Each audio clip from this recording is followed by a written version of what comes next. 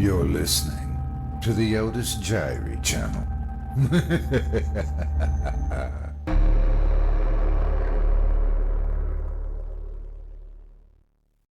Chapter 14 Intrigue. Duncan was waiting. "Charlie, you mustn't run at your age." "I'm good for a few more years yet, Duncan. What's been happening?" "Quite a bit. A woman's been seen in the Abbey grounds, a brother told me on my way down, and more than once."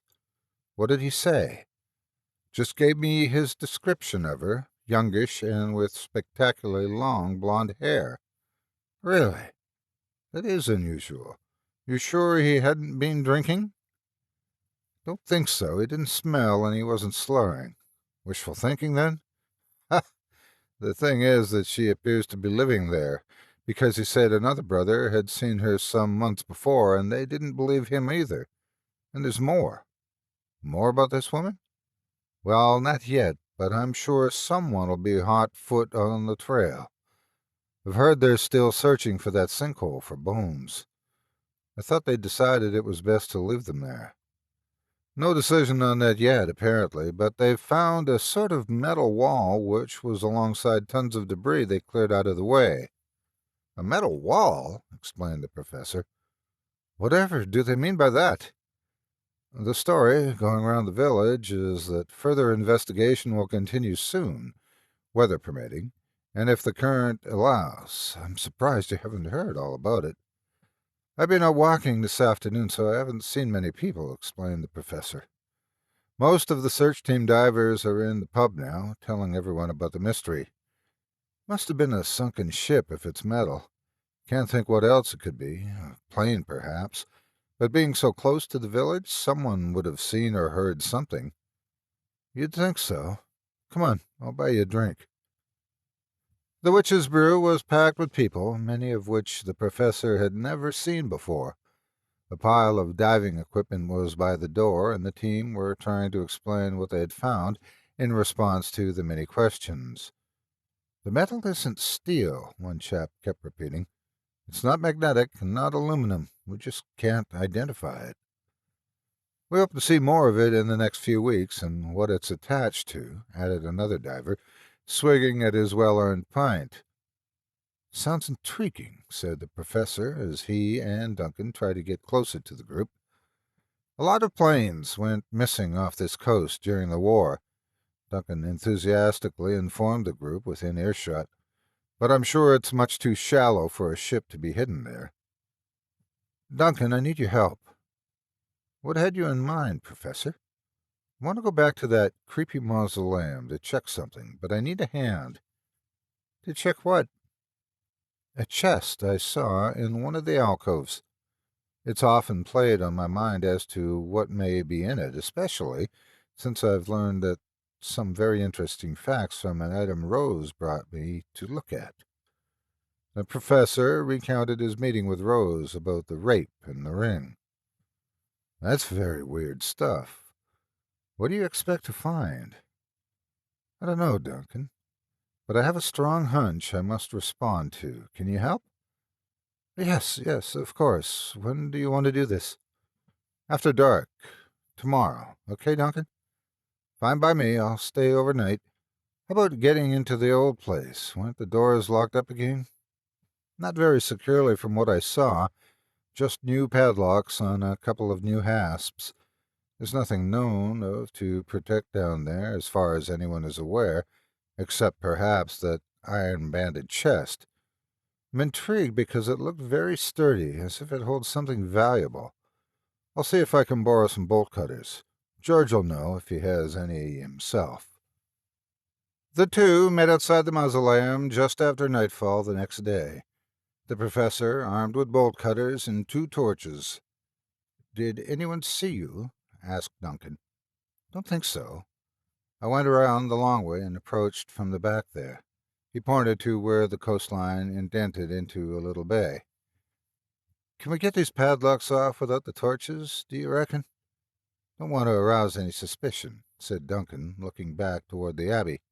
"We can feel the lock hoops into the cutters. I just hope they're not hardened." After a few minutes' work, the locks were off, and they pulled open one of the old oak doors, dragging up the grassy soil.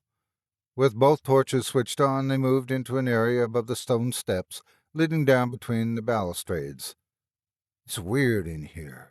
Remember where it was?" quipped Duncan. "Not really, but I think it wasn't up here. Watch out on the way down. There's centuries of bits and pieces on the steps." Their torchlight revealed the 12 arched alcoves on either side of the lower long room, mirroring the ground floor above, except this level was hewn from limestone. "There it is, Duncan!" exclaimed the professor. "I'm very glad I hadn't mentioned it to Gregory at the time, but I'm now guessing he knew it was there and had hoped I didn't see it." "Could be." "Damn, no crowbar," erupted the professor, just as Duncan pulled one out of the rucksack. "I guessed we'd need it." The large oak chest was covered with dirt and dust, and they wiped away the area around the complicated-looking brass lock. "Well, this is interesting. Some sort of combination lock by the looks of it. Much more recent than the chest itself. We'll try to crack the numbers rather than use the crowbar." Duncan agreed. "The crowbar won't do much good in this box anyhow. It's too heavily armored with iron." Clearing away more dirt with his trusty handkerchief, the professor revealed a large brass base plate with the letters ABUS engraved on it, together with 3 symbols set in an inverted triangle above a 6-numbered brass rotary combination lock. "Look at this. Some Greek letters and an E." "An E?" queried Duncan. "Yep. An E and a pi and another math symbol which I'll need to look up." After several futile attempts to guess the 6 digits, it was decided they would try and lift the chest out and up to Duncan's lair. It took the best part of an hour to get the chest to the top of the steps and out into the night air as they sat on it, catching their breath. Being a 2-handed job each, they had to hold their torches awkwardly in their mouths to see where they were going. "I'm not going to get this thing much further," panted the professor. "No, nor me. I'll go on ahead in a minute and get a rope, but it'll take me about a half-hour to get to my cave, and I'm out of breath." "How will the rope help?" "We can sit the chest on my upturned old dining-room table and pull the damn thing along, but I'll have to take the legs off again to get it through the cave entrance." "How will you get it down here?" "I'll drag it with the rope." "Okay, if you're happy doing that. It's dragging the chest that'll be the hard bit, but we'll do it in stages. We've got all night." Duncan set off with his torch, and the professor pulled up his collar against the chilly night air. His mind wandered to Rose as he reflected on their blossoming relationship and his first kiss in a long time. If he hadn't agreed to this Abbey job, he would never have met her. His thoughts turned to her insistence she come along on Halloween for the corvid kill, as he greatly feared she may come to harm, the very last thing he wanted. Perhaps he could convince her that it wasn't such a good idea after all, near the time. In what seemed a far shorter period of time than he had anticipated, he heard Duncan dragging his tabletop over the bumpy ground towards him. "Over here, Duncan." "Give us a hand, Prof. Have I been gone long?" "No, I don't think so. I was deep in thought." Soon they had the chest and its unknown contents lashed onto Duncan's upside-down tabletop with the doubled-up loose ends of the rope forming a large loop with which to pull it along. "Ready?" "Ready." Slowly but surely they dragged the heavy chest all the way up the mountain slope to Duncan's cave.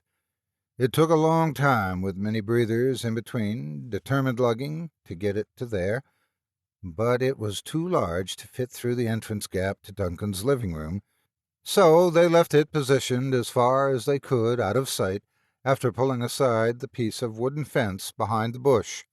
Exhausted, they collapsed on the old settee to sleep. "Tea?" "What? Oh, God, yes." "You're up early, Duncan." Not really. It's about 11, he said, confidently, without a clock in sight. What do you reckon about those symbols in the upside-down triangle? I think they're a clue to the numerical key to the combination lock. I know pi is 3.14159 to infinity, but I'll need to look up E and the other Greek letter. I'll make a copy of the plate engraving later to take back with me.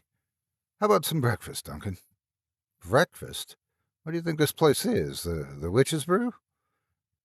Duncan later arrived around the corner of his cave with toast and marmalade and a steaming pot of tea, all produced in his corner kitchen over a robust fire set into a hollow in the rock floor and covered by an old piece of wire mesh.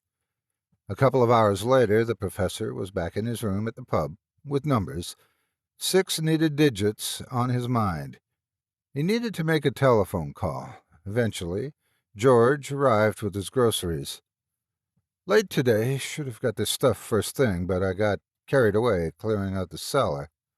All those old bat and toad bits, eh, George? Can I borrow your phone? Help yourself. I guess you'll leave me some pennies. Well, of course. George fishes out the phone from beneath the bar, dumping it down with its bell dinging with disapproval at its rough treatment. The professor rummages in his wallet for a telephone number. Hello, it's Charlie Benson. Could you put me through to the maths department, please? Well, hello, Charlie, said the surprised secretary. Where have you been? I'm on a job here in Scotland, Sally, trying to sort out some crazy monks at a spooky abbey. Are you having me on, Charlie? No, really, I am. But it's far more bizarre than you could imagine. Okay, but you'll promise to tell me all about it when you get back? When will you be back? Sometime at the beginning of November if all goes well. If it doesn't go well, then probably never. You're kidding. You take care of yourself, Charlie. Hang on, I'll put you through to Jenkins. He should be there at this time. Thanks, Sally. After several attempts, a breathless Dr. Jenkins speaks. Charlie, how are things? Well, sort of okay. I need to pick your brain. Fire away. What's the first 6 digits of E? Euler's number? Is it? Well, it usually is, Charlie. Give me a minute. I can't remember it off the top of my head. 2 point something. The sound of frantic page turning ensued, with the professor toying with a shirt button in anticipation. Here it is, Dr. Jenkins announced triumphantly. It's, have you got a pencil handy? Yes, and paper. 2.7182818. Is that enough decimal places? That's it. I only need the first 6 digits, including the integer. Now, what's the symbol like a squiggly Y but has a loop from the right-hand fork? A squiggly Y? No wonder you're not a math guy. Sounds like lowercase phi. Okay, phi. What's its value? It's the golden ratio, Charlie. 1.618033. Remember it as beginning 1618. Okay, thanks. And can you remind me of the value of pi? 3.14159. That's to your 6 digits, not rounded. Can I ask why you want to know all this? It's a puzzle to me at the moment, quite literally so. I'll let you know when I get back. Thanks again, and my regards to the family. Cheerio. At last he had some numbers to play with, but had forgotten to ask Dr. Jenkins about the significance of the symbols being arranged in an inverted triangle. Then he remembered the Ohm's law triangle, even though it is right side up, with a single vertex at the top. V at the top and I and R at the bottom. V over I times R. Although in Ohm's law V equals I times R, it could be a clue in the triangle, with the top portion being the dividend and the bottom portion the divisor. The diagram on the brass plate had phi E at the top with pi at the bottom. So, phi times E divided by pi equals 1.61803 times 2.71828 divided by 3.14159, which equals 1.40001. Was the combination number 14001? With the number jotted down on a slip of paper, the professor clambered back up to Duncan's cave the next day, always on the lookout for the lethal Thomas and Gregory. The two eager men knelt by the chest with the professor clutching his piece of paper, hoping he did the arithmetic correctly. The brass combination lock had 10 positions for each 6 rotary mill-edged adjusters. The professor called out the numbers, and Duncan dialed them in.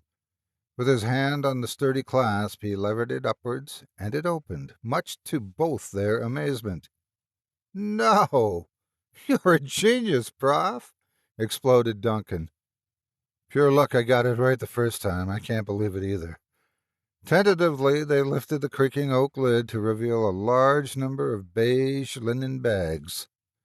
"My goodness, these bags are heavy!"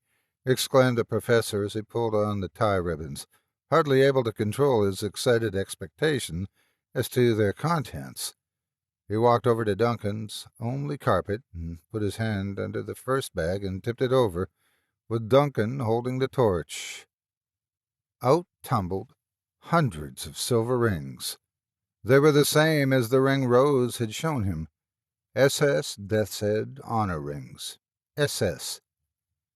Ehrenring or Totenkopfring, which had gone missing from Himmler's Wewasselburg castle at the end of the war.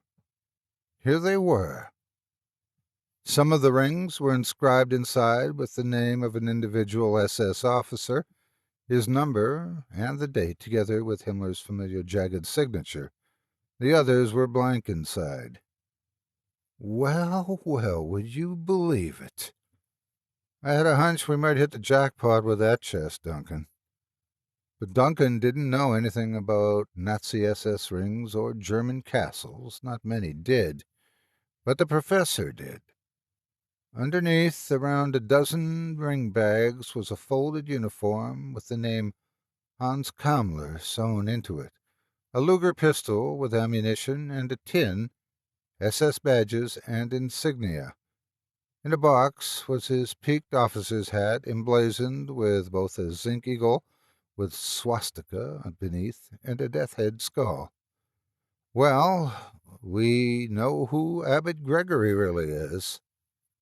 Incredible that all this should be here, so far from Germany.